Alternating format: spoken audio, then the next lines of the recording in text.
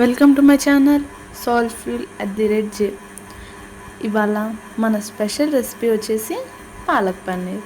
చపాతీ, పూరి, రోటీలోకి చాలా చాలా బాగుంటుంది.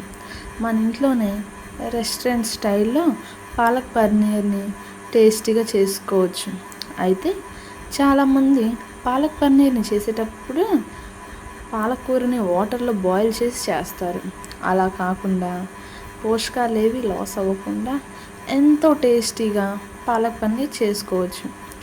ఎంతో టేస్టీగా రెస్టారెంట్ స్టైల్లో పాలక్ పన్నీర్ని ఎలా చేయాలో ఆ ప్రాసెస్ ఏంటో ఇప్పుడు చూసేద్దాం. ముందుగా స్టవ్ ఆన్ చేసి ప్యాన్లో 1 టేబుల్ స్పూన్ ఆయిల్ వేసి ప్యాన్ అంతా ఒకసారి బాగా స్ప్రెడ్ చేయండి. ఇప్పుడు శుభ్రంగా కడిగి పెట్టుకున్న ఒక పాలకూరని ఒక 2 కప్స్ వరకు యాడ్ చేయండి. మూత పెట్టి ఒక 2 to 3 మినిట్స్ వరకు మీడియం ఫ్లేమ్లో ఉడికించాలి. ఇందులో వాటర్ వేయాల్సిన పని లేదు. ఒక 3 మినిట్స్ తర్వాత చూడండి పాలకూర ఎంత సాఫ్ట్గా అయ్యాక ఈ పాలకూరని పూర్తిగా చల్లారేలోపు మనం మిగతా ప్రాసెస్ చూద్దాం. ఒక మిక్సీ జార్లోకి కట్ చేసిన ఆనియన్స్ని అండ్ కట్ చేసిన టమాటాని 4 పచ్చిమిర్చి ముక్కలు వేసి ఒక 7-8 వెల్లుల్లిని అండ్ 1/2 ఇంచ్ వరకు అల్లం ముక్కను వేసి గ్రైండ్ చేయండి. ఇక్కడ నేను కొంచెం బరకగా గ్రైండ్ చేశాను. మీరు కావాలి అంటే మెత్తగా కూడా మిక్సీ పట్టి తీసుకోవచ్చు. ఇప్పుడు ఈ మసాలాని ఒక బౌల్లోకి తీసుకొని పక్కన పెట్టుకోండి. అదే మిక్సీ జార్లో ఉడికించిన పాలకూరని తీసుకుందాం. ఇందులో ఒక 5 లేదా 6 క్యాష్యూస్ని యాడ్ చేయండి. ఈ పాలకూరలో జీడిపప్పు పొడి అనేది చాలా బాగుంటుంది కాబట్టి ఒక 5-6 క్యాష్యూస్ని వేసి మెత్తగా గ్రైండ్ చేసుకోండి. మరోపక్క స్టవ్ ఆన్ చేసి ఇదే ప్యాన్లో 1 tablespoon oil and 1 tablespoon ghee అని యాడ్ చేయండి.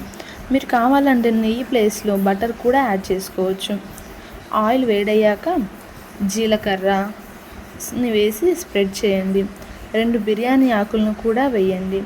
వీటిని కాస్త ఫ్రై చేశాక గ్రైండ్ చేసి పెట్టుకున్న ఉల్లిపాయ, టమాటా పేస్ట్ వేసి ఫ్రై చేసుకుందాం.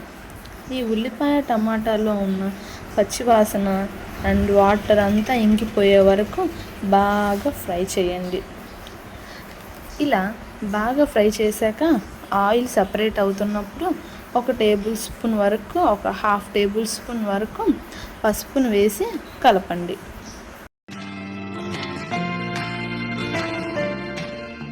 గ్రైండ్ చేసిన పాలకూర పేస్ట్ని యాడ్ చేసుకుందాం. అలాగే మనం పాలకూరలో కాజు వేసాం కాబట్టి అడుగు మాడిపోకుండా కొంచెం వాటర్ వేసి కలుపుదాం. కొంచెం అటు ఇటు కదుపుతూ ఉండండి.